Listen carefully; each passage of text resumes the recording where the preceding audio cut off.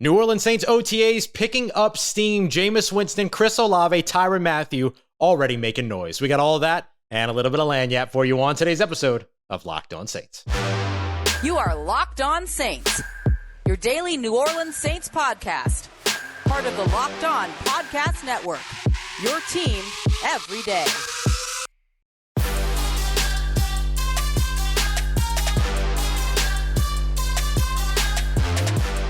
What is good, Who Dat Nation and Who Dat family? Welcome into this Friday episode of Locked On Saints, your daily podcast covering the New Orleans Saints, part of the Locked On Podcast Network, your team every day. Thanks so much as always, making Locked On Saints your first listen of the day every day. Don't forget that we are free and available on all platforms, including on YouTube as well. And I'm your host, Ross Jackson, at Ross Jackson Nola on Twitter. You can find me over at USA Today's Saints Wire, Tuesdays on Locked On NFL, and here with you every single Monday through Friday on Locked On Saints. And today we're going to project the starting lineup on the defensive side of the ball for the New Orleans Saints, looking at what that might look like ahead of training camp. And we're going to take a look at whether or not the New Orleans Saints will truly have a cornerback battle when it comes to Alontae Taylor, second-round draft pick this year, and Paulson Adebo, third-round draft pick last year. But first, I want to talk about OTAs and break down some big-time performances so far that are standing out for the New Orleans Saints in terms of their OTAs. Now, of course, when I say big-time performances, it's more than just who's making plays on the field, right? It's about who's present, what's going down, and what does it all mean for the team. So today we saw highlights from Jameis Winston, Chris Olave, and of course, the presence of Tyrann Mathieu. And all three of those players making their presence felt quickly in New Orleans Saints OTAs. Jameis Winston fast in getting his opportunity here and taking his opportunity to establish himself as a leader amongst this team. He's in the middle of still coming back from an ACL injury, and there he is on the field, knee brace and all, full limp, still participating in training camp and making sure that he's out there working with his new receivers effectively in Jarvis Landry and Chris Olave. Michael Thomas still not participating in terms of OTAs, but again, he's in the building. He's present. He's engaged. He's working with Chris Olave in California. He's meeting with Dennis Allen and Cody Burns out in California. And most importantly, he's on airline drive, right? And he's getting the work in, and he's a part of that group that's present but not participating in OTAs. Not worried about it. Not worried about it at all. Dennis Allen mentioned that he's not ready yet, but the plan is to have him ready for training camp, which really, it's been the plan all along, right? It's a thing we've been telling you for so long that that's exactly what the New Orleans Saints were going to do. And it's very likely that at the beginning of training camp, he's not going to be full go, and it's going to be a ramp up, right? The thing that you hope for is that it's not a pain issue, it's not an injury issue, and that it's more so just a part of the process that the New Orleans Saints and their doctors have sort of laid out in terms of the benchmarks that one must hit in order to return from said injury and be back out on the field. But in any case, him being at the facility is massively important for New Orleans. And the same thing goes for Jameis Winston, who's just in a different part of his rehabilitation, who is out on the field throwing passes. And the thing that you love to see about the passes that he's throwing is that you're seeing the highlights of him, you know, gunning it down on air, down the field, connecting with Chris Olave, who's not breaking stride and coming up with these big catches. That's going to be such a big part of the 2022 game for the New Orleans Saints, is going to be the connection between Jameis Winston and Chris Olave, and these two already getting that connection together, right? We saw early on last year during the offseason, guys like Traquan Smith and Adam Troutman going out to LA to work out with Jameis Winston. They don't have to do that now, right? They ain't got to do that. Last year, there were no OTAs, or at least there were, but no one participated in them, which is one of the reasons why I'm not super concerned about the number of people not participating in OTAs this year. This gives all of these young players opportunities to get work with their quarterback and their offense and their defense and their coaches and all of that. So if you're asking me at this point, if I'm worried about the fact that Demario Davis and Alvin Kamara aren't participating in OTAs, no, absolutely not. The guys that need it are there, and that's fantastic. And one of the guys that's really benefiting from all of this too is Chris Olave, because he's a young player that's got to make sure that he establishes his value early. He wants to be a starter for the Saints. The Saints obviously want him to be a starter. He's going to be a field stretcher. He's going to be a one of those deep threat guys that the New Orleans Saints really haven't had in their offense since Brandon Cooks and then a little bit of Deontay Hardy last year. So now, and remember, Deontay Hardy, not Deontay Harris anymore. So now you get the opportunity to get all of those reps, because effectively Jarvis Landry, who's new to the team, wearing number 80 right now, by the way, as well as Chris Olave, who's currently still sporting number 12, those guys are getting work with their quarterback in Jameis Winston. So that's good news for the New Orleans Saints that those players are getting those opportunities.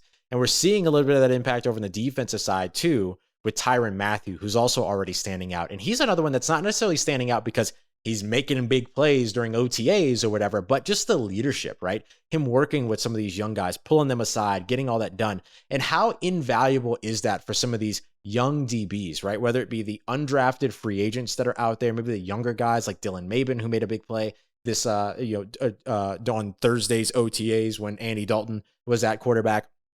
You also know that he's getting work in with Alontae Taylor. And Alontae Taylor now coming in as a second-round rookie is getting the opportunity to work with one of the smartest veterans in the secondary across, in a secondary across the NFL, and getting all of that knowledge, understanding and getting to work with Tyrann Mathieu about what he's seeing, what the calls mean, getting that vocabulary, what's it like to work with Tyrann Mathieu at that capacity. And now he's getting to soak all that in and kind of like get a little bit of a head start. And that goes for guys like him. That goes for undrafted free agent tight end out of Pittsburgh, Lucas Kroll, who don't sleep on. He's somebody to continue to keep an eye out on in that tight end room, in that position that's kind of questionable at the moment in terms of who's going to be the guy that rises to the top when it comes to that group.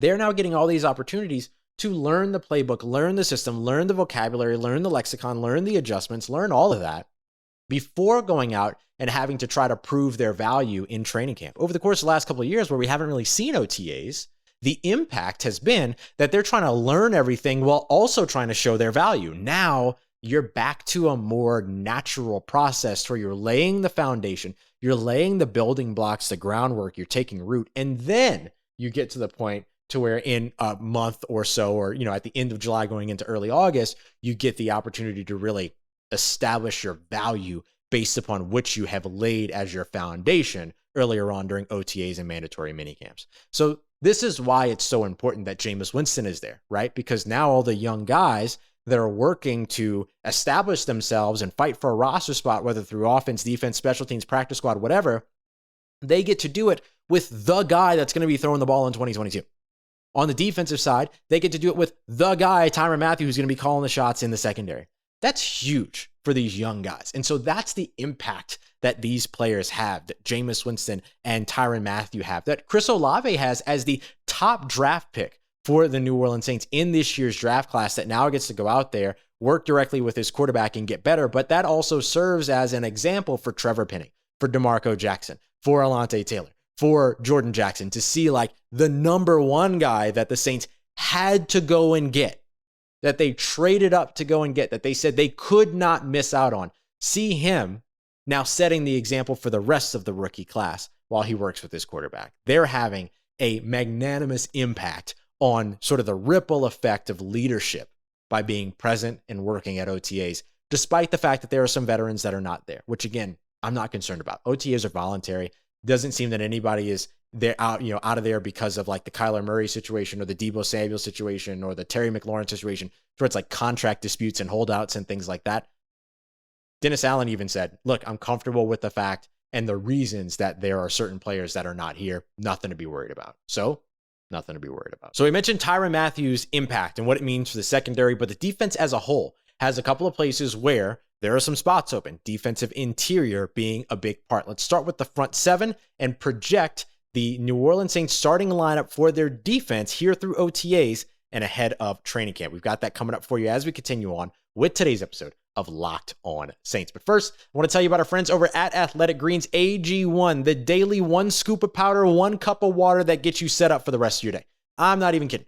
First thing in the morning, wake up, drop a cup of the AG1 powder, drop a cup of water in cold water, shake it up, and then once you drink that, you're set for the rest of the day. That's going to help coat your stomach and help you digest the food that you eat throughout the day. It's going to help keep you awake and alert, help you concentrate, just simply make you like a better human being throughout the day. I mean, this gives you all of those vitamins and minerals that you try to get with a pill that you have to try to choke down in the morning or try to remember to take. Now you get to do it in a more enjoyable way, which is just this basically 1 cup of drink that gets you all set up for the rest of your day. We like to call it the green drink around here. So, we love it. We love it over at Locked On. So go and check it out. It's super, super easy to use, and it's even easier to get a hold of. And to make it even easier, Athletic Greens is going to make sure that you get a free 1-year supply of the immune supporting vitamin D supplement that they have, and 5 free travel packs of AG1 with your first purchase. All you have to do is visit athleticgreens.com/NFL network. That's athleticgreens.com/NFL network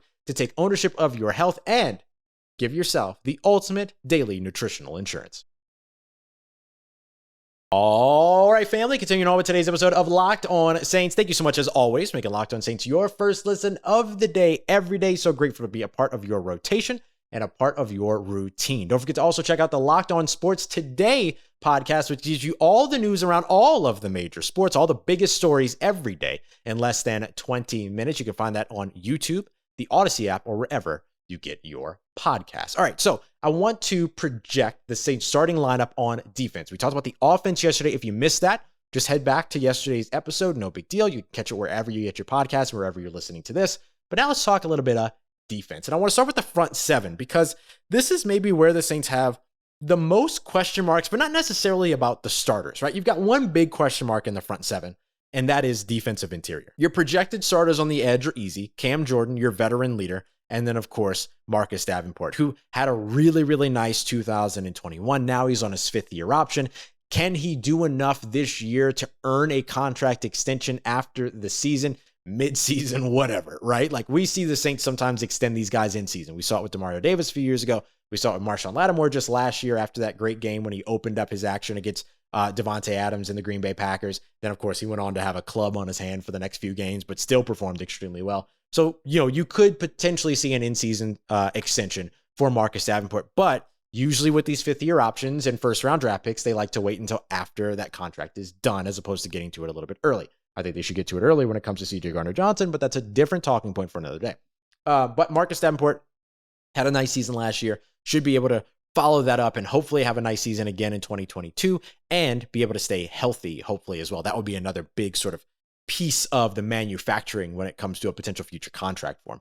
Peyton Turner is going to be back in the mix. He's back at the Saints facility, but he dealt with so much over the course of his rookie season. Remember, that's a first-round pick that the Saints are basically getting back going into 2022. So pretty big when you look at those edge rushers. But the defensive interior is where you might have the biggest hole. You've got David Onyemata, but who's going to be the guy next to him? David Onyemata is one of the best players you've got on your defensive line at this point in his career. Who's going to be the guy that benefits by stacking up right next to him? Is it going to be Shy Tuttle again, who would basically be a returning starter from last year? That's absolutely possible. He came in as an undrafted free agent years ago, made the big highlight play of stiff-arming Matt Ryan and just driving everybody nuts across the NFL when he did it. But he's also been somebody that's been pretty consistent at the position, right? He hasn't been somebody that's been a massive playmaker or anything like that, but he has been a consistent player for this team and for Ryan Nielsen's defensive line. He's developed very quickly. He's been valuable in the run game, and he's made some plays as a pass rusher as well. Not racking up a lot of sacks or anything like that, but he has been disruptive in the middle. The thing about the New Orleans Saints starters in the defensive interior is that they might change every day, kind of like we just talked about with tight end and wide receiver in yesterday's episode. These are going to shift every day, and just because you're the starter doesn't mean that you're really getting more than 30 snaps at that spot because of how much the Saints love to rotate that defensive line and keep them fresh. They rotate their defensive line like hockey teams rotate their hockey lineup. That is the one and only thing I know about hockey outside of what a goal is and what a goalie does. And so I'm going to use that reference all season. They rotate just like a hockey team rotates their lineups, where they're swapping out 4 or 5 people at a time, right? For the New Orleans Saints, and when it comes to their defensive line. So could a guy like Jordan Jackson come in out of the Air Force Academy and take over? Potentially. It's possible, but he doesn't have to be a starter to get snaps. Albert Huggins doesn't have to be a starter to get snaps. If Jalen Dalton proves to be healthy and the Saints bring him back, which would be something I would keep an eye out on, does he end up commanding and demanding snaps? What about new additions like Jaleel Johnson and Kentavious Street, who have NFL experience, which is something that the New Orleans Saints very much value highly? So all of those players could be in the mix for making the roster and therefore getting snaps. You just got to make the roster when it comes to the defensive interior for the New Orleans Saints. And then you're probably going to see playing time unless you're inactive on game day. But who's going to be that starter right now? I'll project Shy Tuttle, but we'll see. Will definitely be a big one to keep an eye out on. And then when it comes to the rest of the front seven, which is really a front six for the New Orleans Saints, because let's face it, they're rarely in 3 linebacker sets at any point throughout their time. So let's talk about the 2 projected starting linebackers. We'll stick a nickel defense here, and we'll go to the secondary here in just a moment. But your starting linebacker is going to be Demario Davis and Pete Werner.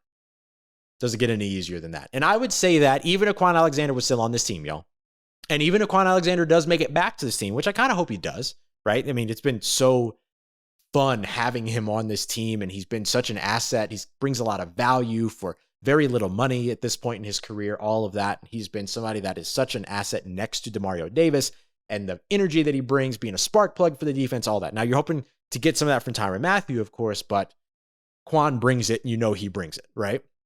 So I think that even if Kwon Alexander does return to this team, which again, fingers crossed that happens, Pete Werner is just in line for a bigger role, y'all. Like, the Saints love Pete Werner. And I don't think anybody's disappointed when they hear that, right? This is a guy that they invested a second-round pick in. This is a guy that ended up moving into a large starting role during that Miami Dolphins just debacle of a game. Not debacle on the Saints' part, debacle on the NFL's part, because the Saints were down 20-plus starters in that game. But he was in there calling the shots, making the calls, doing all that. Doesn't matter who he was calling the shots to. He was relaying everything accurately and was pinpoint in terms of what it is that he needed to do to quarterback a defense, right? His communication was on point. What he was getting from the sideline versus what he was delivering to everyone else was on point. And he made some nice plays in there too. He got ran over at one point, but hey, stuff happens, right? Not everybody makes 60 plays, right? Sometimes you make 59. That's okay. But either way, this guy is ready, and he's ready to move into a big role. And he's going to be next to Demario Davis, who is like the readiest inside linebacker in the entire NFL that just simply doesn't get the respect that he deserves. I saw somebody one time say that Demario Davis isn't only underrated around the NFL and outside of New Orleans Saints fans sometimes don't realize how good Demario Davis is. And New Orleans Saints fans love Demario Davis, but that's how good he is, right? So he ends up having this massive impact for you. That's somebody that you maybe miss a little bit during OTAs, but once you get to mandatory minicamps and once you get in the training camp, we're not even going to be talking about OTAs next month, right? Like, we're not even going to be looking back at this. So again, I wouldn't even worry about it. But those are going to be your starters when it comes to the defensive line in the trenches, projected, right? And those linebackers. If the Saints roll into a 3 linebacker set at any point, that's going to be the interesting part. Who's the third linebacker right now? Is it going to be Zack Baun, whose role still doesn't feel very defined or clear in the Saints defense? Maybe that clears up a little bit now with Dennis Allen both being the defensive mastermind and head coach. So maybe that begins to clear up a little bit. Caden Ellis would be probably the most sensible guy move into that role, because that was effectively his role last year. He ended up breaking up a pass Thursday during OTAs, by the way, on Juwan Johnson, if I remember correctly. It was like a curl route, and he came and knocked it out. But so that Nick Underhill, he's got all the observations for you. And then the other guy to watch out for, aside from Eric Wilson, who they just recently brought in, who's also an NFL veteran, and again, the New Orleans Saints, they value NFL experience, right? But the other guy to really keep an eye out on is going to be DeMarco Jackson. Could he be that guy? He's small, he's a little bit undersized, but so was Kwon. So was Kwon Alexander, right? So what do we really think about the mold here, and where does he end up fitting in? So will be interesting. Will be interesting to see who's going to be that third linebacker for New Orleans. If Kwon comes back, then Kwon would be that guy. But as of right now, there's a little bit of a competition to be had between Zack Baun, Caden Ellis, DeMarco Jackson, and Eric Wilson for an actual role. Not a very commonly utilized role, but an actual role. And even potentially rotating in for a guy like Pete Werner on rundowns if the Saints feel like they want more run protection next to Demario Davis. Now, Pete Werner is going to give you that, but just in case, you've got other options. Now, let's look at Tyrann Mathieu and this secondary. Tyrann Mathieu being back at OTA is such a big deal for the development of that secondary, like we just mentioned. One of the guys that's getting a lot of that benefit is Alontae Taylor. Is that going to factor in when it comes to training camp and the regular season in terms of a potential battle between he and Paulson Adebo? We'll answer that. We'll talk when we'll break it down as we continue on with today's episode of Locked On Saints. Let's get it, Who Dat Nation. Wrapping up today's episode of Locked On Saints. Thank you once again for joining us here. Don't forget, we're here every Monday through Friday, and sometimes a little bit more here on the Locked On Saints podcast. You can find us wherever you get your podcasts, as well as on YouTube as well. Don't forget to let me know your favorite all-time Saint gathering. A bunch of that information for a piece later on in the summer. Okay, now I want to talk about the secondary. I want to take a look at the secondary, and I'm going to kind of go from defensive right to defensive left as we go through this, because the big conversation, or excuse me, defensive left to defensive right, my apologies, because the big conversation is over on the defensive left, offensive right side for the most part, and that is there going to be a battle between Alontae Taylor and Paulson Adebo? Are we really making too much of Dennis Allen's comments about Alontae Taylor competing? I don't think so. Listen, The New Orleans Saints are all about competition. You heard Zach Strief, right? We played it on the May 18th episode of Locked On Saints, where we talked a little bit about Jarvis Landry's contract, and then we heard the comments from Zach Strief in his interview with WWL TV's Brooke Kirchhofer. It doesn't matter when you were drafted, where you were drafted, what your draft status is. Once you enter the facility, you have an opportunity to be a starter in the New Orleans Saints system. That's the way that the New Orleans Saints work. That's where the Saints brass works. That was all set up for the culture, for the future when Sean Payton was building it. You heard them talk about that in 2006. Easy place to find it. Return to the Dome game.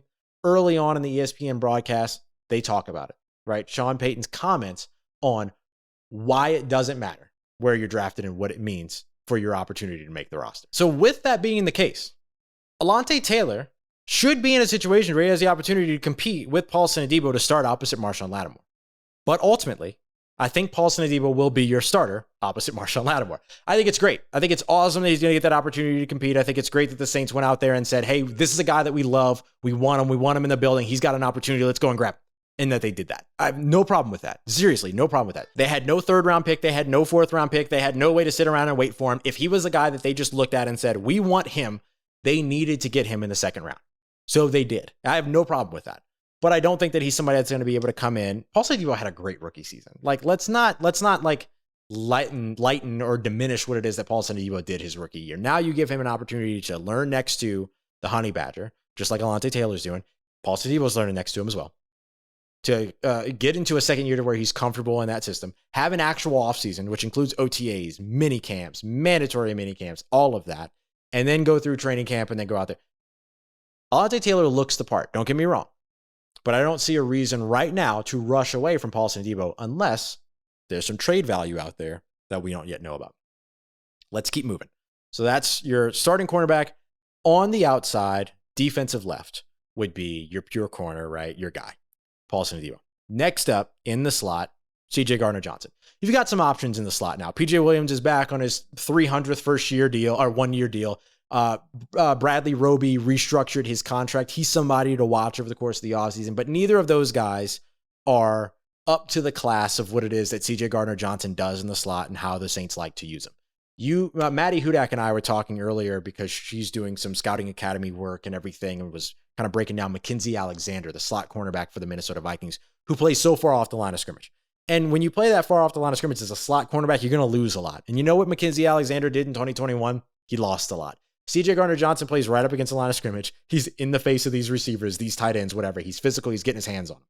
That's what the New Orleans Saints love about CJ Gardner-Johnson. That's the style of that position that Dennis Allen really likes. CJ Gardner-Johnson built for it, molded by it. He's there. Now we look at the two safeties, right? We'll go strong safety first, which I think is going to be Tyrann Mathieu. Free safety, I believe, will be Marcus Maye. So that's my projection there. But remember, those guys are going to line up all over the place, right? Nick kind of cataloged all the different places where you saw Tyrann Mathieu line up, and that's not going to change. He's going to be somebody that's going to be a deep safety, that's going to be in the box, that's going to rush off the line of scrimmage. Think about what Malcolm Jenkins did last year. Take 4 years off of that in terms of age and playability, and then you've got Tyrann Mathieu, right? Like, that's going to be the role that he's going to slip into, but maybe with a little bit more active versatility being used and putting him further away from the line of scrimmage. And you can expect the same thing from Marcus Maye. Marcus Maye started off his career as a deep safety. We talked about it. We broke it all down just a couple of episodes ago when we were on Wednesday's episode, breaking down the number of times that you saw Marcus Maye and Marcus Williams play that deep safety role. Back in 2020, Marcus Maye played that deep safety role, 50 something percent of the time? And 69% of the time, there was no press corner there. So they just let guys go free off the line of scrimmage because they know they had Marcus Maye back there. Same thing with Marcus Williams, who played the position 72% of the time in terms of a deep middle safety. And over 60% of the time, over 60% of the time, there was one or no press corner playing in terms of that scheme or that play call. It's a perfect fit. It's a really, really good fit. Let me say it that way. But he also played in the box when it came to Robert Saleh's defense with New York over the last, couple years.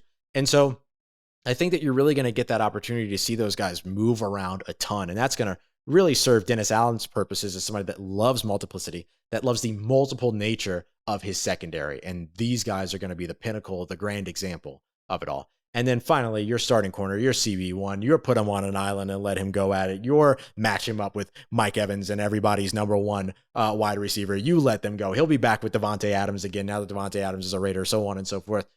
It's Marshon Lattimore, right? Marshon Lattimore is going to be your starting outside pure corner. That's going to be in sort of that man everywhere you go type of a situation. We'll break that down in one of our midweek fundamentals coming up. I'm really excited about doing that. But like, he's going to be one of those guys that you just say, okay, who's the best receiver? Go find him and stop him from catching passes. And Marshon's going to go, cool, and then go and do his job. So I think you're in a really, really good place there. But so that is my projection for the starting defense. Not a lot of adjustments, a lot of returning starters going into 2022. The biggest adjustment will very likely be who's going to be the guy in the middle, and then Pete Werner taking that step up into starter. But you're pretty excited about those things as well. Okay, more OTA observations, breakdowns, all of that coming up next week, is also on Monday.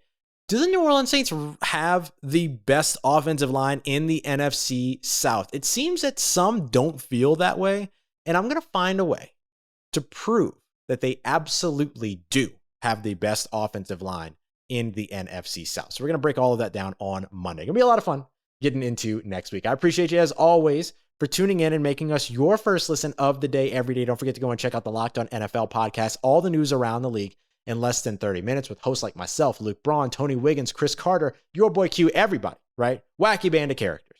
Going to get you all covered with everything you need to know around the NFL in less than 30 minutes, wherever you get your podcast and on YouTube as well. Thanks so much again, y'all, for making me a part of your day. I will see you on Monday at the latest, over the weekend if there's any big news, right? You know I'm always here for you. If you need anything else, though, in between those episodes, make sure you follow me on Twitter at Ross Jackson, NOLA. Hit me up. Let me know how the family's doing. Let me know how you're living. Let me know how your mom and them. And trust you, that nation. I'll holla at you.